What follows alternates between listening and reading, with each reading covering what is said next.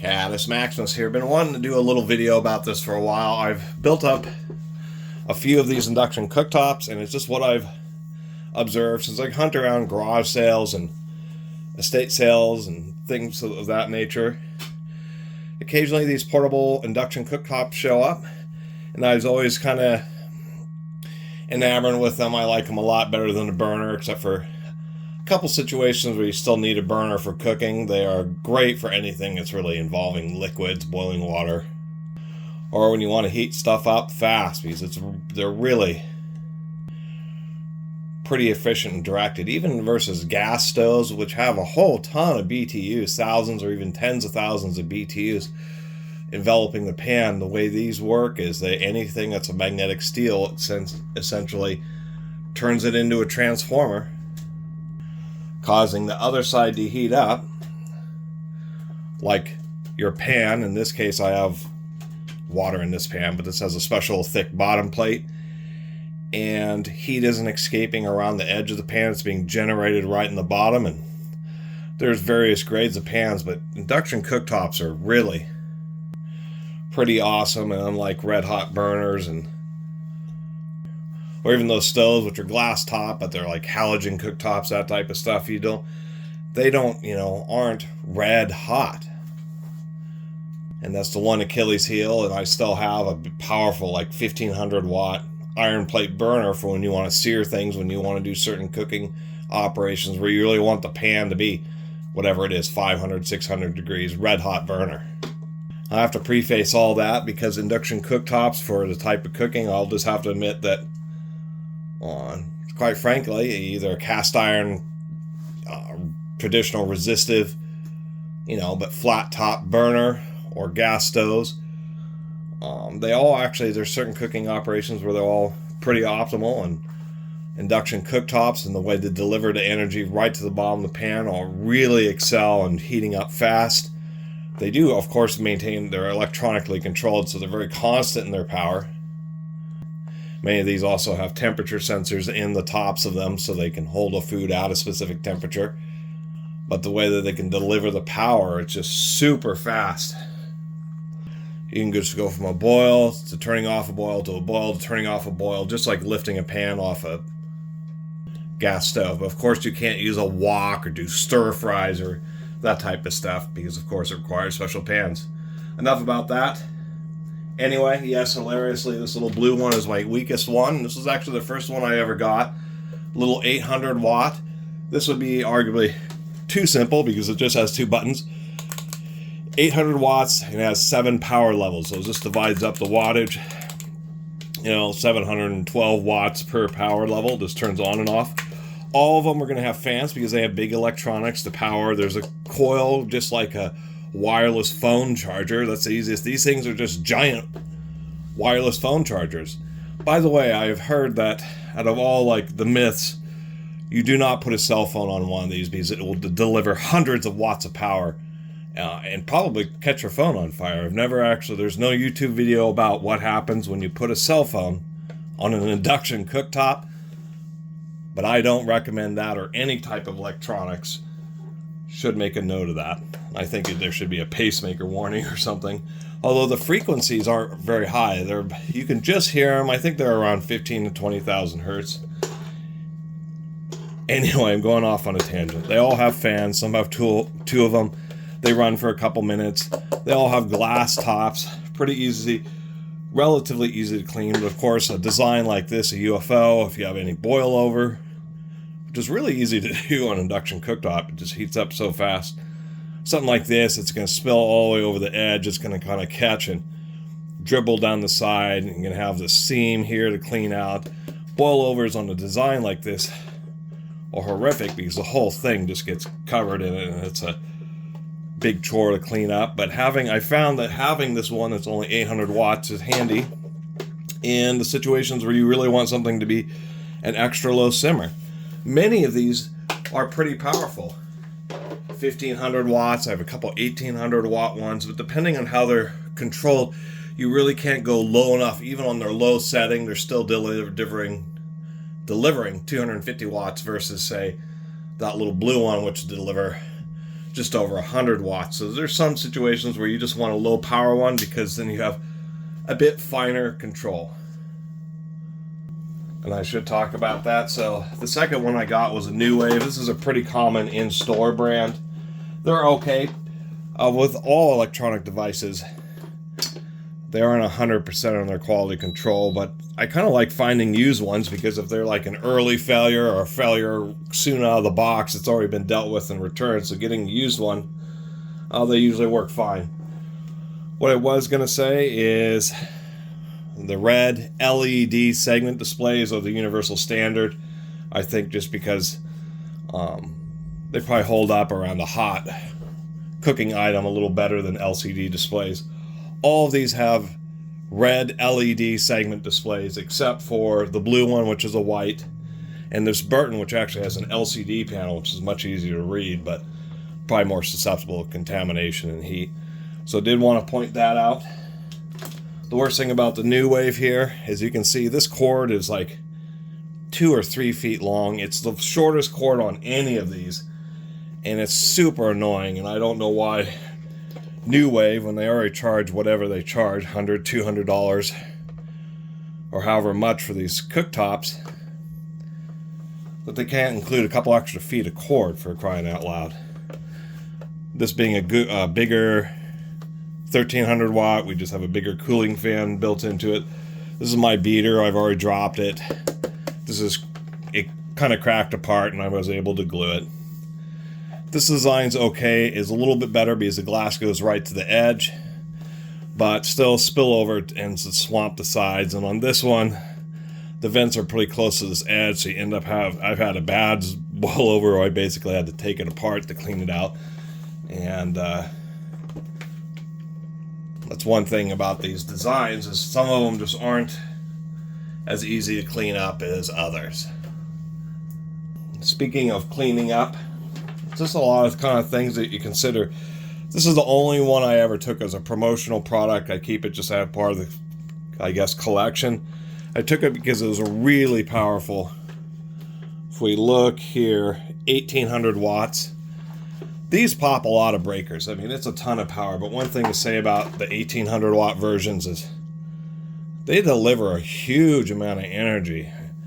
I mean, you can boil a gallon of water in like a few minutes. It's just crazy. Of course, on a high power one, we have dual fans on this.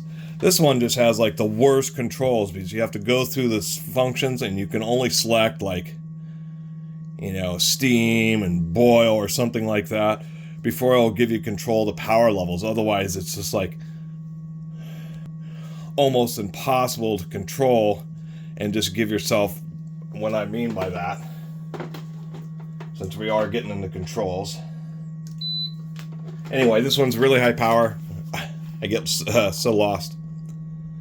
This has a big, deep edge that actually transitions pretty far out. So if you actually have boil over, it tends to kind of, some of it will roll down the side, but a lot of it will hit this edge and drip off. And surprisingly enough, having this design, even though the glass is more exposed, it is a little bit more likely that you may break this hitting something on the edge. Having that overhang actually means that bad spillovers don't mean less work for you to have to clean up, and the whole top is a piece of glass. So I do appreciate this type of design for cleanup.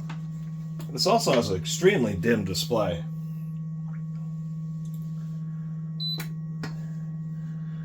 It's like shaded glass and you can barely see the display. But the worst one about this is you have to turn it on to a certain point and then you can control the temperature, but you can't. It's still a little bit of a hassle. Sometimes they'll start up in the last mode you had it on so you can quickly adjust the temperature. Sometimes it starts up in a mode where you can't, and so just cooking with these, if you just want to get to cooking, quirks of controls can get frustrating quickly. And of course, this is the one thing, even if they aren't warm, they're still going to run the fans for a couple minutes after you're have turned them off. These, if they're idling, will all automatically turn off after a period of time. It's kind of nice. They all have like press and hold type child locks, just to make it so they don't accidentally get turned on, which are nice features. But you do have to sacrifice some fan noise. And the reason I have to use a pan is because they're induction, they can tell if there's a load, a pan or something magnetic. It doesn't have to be a pan, any type of piece of magnetic steel, anything that a magnet will stick to, like pieces of steel, you can put on induction cooktop and heat up. Which is kind of like a lot of other burners. If you put anything on top, they'll heat up. That was the basic new wave that I was showing earlier, and I want to get these out of my way so I can show the last three, which I think are some of the more interesting. Speaking of controls, the new waves are okay because you can just adjust the temperature in like 25 unit increments. The Pick Gold is the 1500 watt version, the other one's 1300 watts, so a little bit more power. They have like these quick jump buttons here, but I think this may have just a few too many buttons. And this design, like I said earlier, is okay, but if you get boil over, man, you got a lot of cleanup and crevices to try to dig food and boiled over soup out of.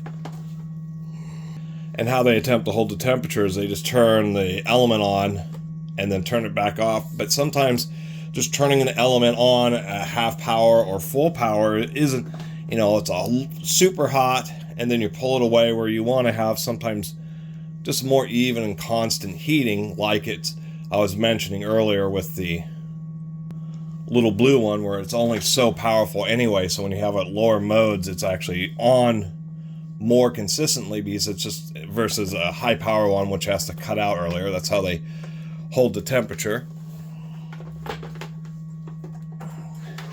And so the second generation New Wave Pick Gold, what they've added is even more buttons, but this is a watts and it's a limiter, 600, 900, or 1500. And then when you adjust the temperature and everything else, it's just like you're using a 6, 9, or 1500. It's like a base wattage. And this thing's actually, I do kind of like the way that control works, because then if you're doing simmering, you can have it on the lowest power setting, but a higher heat setting, and it'll just deliver more constant heating rather than pulsing super hot heat. Getting down to the last few of these here. This is 1300 watt cow work. It's kind of interesting just running into these random brands. Zoom in a little bit here. But as far as controls that aren't overly complicated, this doesn't have a lockout, but it has just a basic simple control. You just have a function, whether it's, and they all will beep out like this, error 1, if you don't have a proper pan. So it's kind of nice. It'll turn on and off if you put the pan up. But this allows you to jump pretty coarse increments, 1, 3, 5, 7, 9, 11, 12, and 1300 watts. Or you can do temperature in like a few, which is annoying that it's like 5 different selected temperatures. But having just some basic functionality such as that is all you really need, except for this one just for some reason is excessively coarse in its presets. It has the necessary number of controls. Whoop. These things are bulky. So some of these are ones eventually I'm going to get rid of, but I've had to, just running into these things, I've paid $10, $15, I think I paid $20 for this Tramontina over here. And all these I showed in this video, 8 of them, I spent probably $100 over the last 5 years collecting these things up. In retail, it's probably, $1,500, $2,000 worth of induction cooktop, so it's not easy to do in a video. Eventually I'll do like maybe a side-by-side performance comparison. This Burton, I think this was a Walmart special. This thing has one huge fan. It's like 140 millimeter. This is a beast. This is an 1800 watt. And I like its display quite a bit, to tell you the truth. pretty wide, easier to, you know, so powerful, so it's going to have a bigger surface. This one probably is most optimized for me. It just starts off by default with just power levels 1 through 10, or temperature and 25-degree elements. And I'm a little far away here, but it's a really easy. It's the LCD screen with the blue or the backlit. Is just really super easy to. The black character, super easy to read, almost easier than the other displays, and it's really bright, and just a quick access to both boil and simmering. So this one's pretty easy to control, easy to read display. I don't know about the reliability of the Burton brand. I mean, it's 1800 watts, it's super powerful, like extremely powerful. You'll just be blown away. You'll put something in the, you know, like a small pan of water to cook some ramen, and you'll go sit down. Next thing you know, half the pan of water is boiled out. It's pretty crazy. But this just has the easy to access control. As soon as you turn it on, you can just choose your power levels, or once again, your temperature just by hitting a couple buttons, and it's just probably one, just a basic but very well optimized controls and a good display. And getting to the finale of this video took a long time, but there's just a lot of those little details that you don't really notice when you try out 1 or 2 random induction cooktops until you can get like 8 of them together and really see how which ones work. This Tramontina, 1500 watt, more than enough, not quite 1800. It isn't a super beast, but it's more than enough power. And it's the difference between one made by a company that's used to making cooking products versus companies that aren't as pedigreed. It's just as simple as that. Big square glass surface, entire thing top is glass. It's not super deep, but there still is an overhang, so things won't dribble into the vents. You'll have to clean up these little sides and edges, but there's just little plastic piece here, and so boilover is a little bit easier to deal with on this. Still a short cord for like 4 feet, but you know, this one has really easy to use controls. It's the way it's optimized is obviously spent some time. The display could be a little bit brighter, and well, turn it back on. There we go.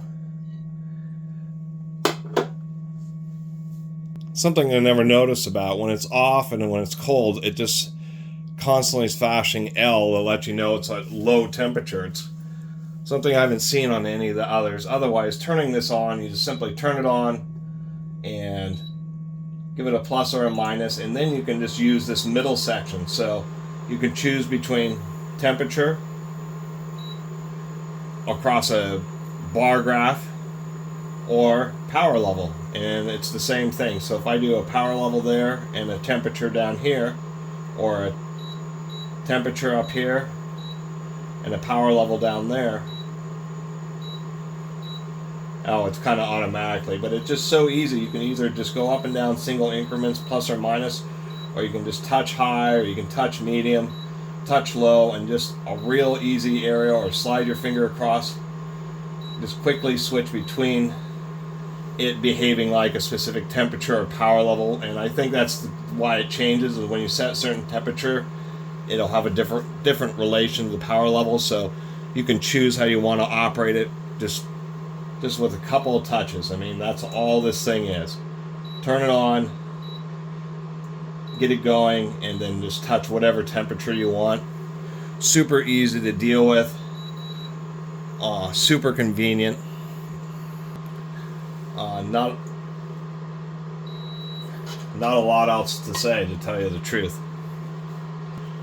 Glad they have a lockout on this one, because it's super easy just to touch this and, you know, get it well, it won't go if there isn't a pan on it, but if there's something else sitting on it, prevents accidental turn on, which is a nice feature of electronic cooktops. Is a little bit of extra safety. Besides that they just don't get super burning hot. And ones like this, where it turns out that having simple, quick to access and easy controls makes working with it just a lot easier. You know, having to hit this button and then that button and then get into the function and then tap a bunch to get up and down the temperature. Just being able to go boom, and then what is it? It's like 3 touches to get cooking, and then easy adjustment after that. A lot of other manufacturers take a lesson on control refinement like this. Anyway, thanks for watching.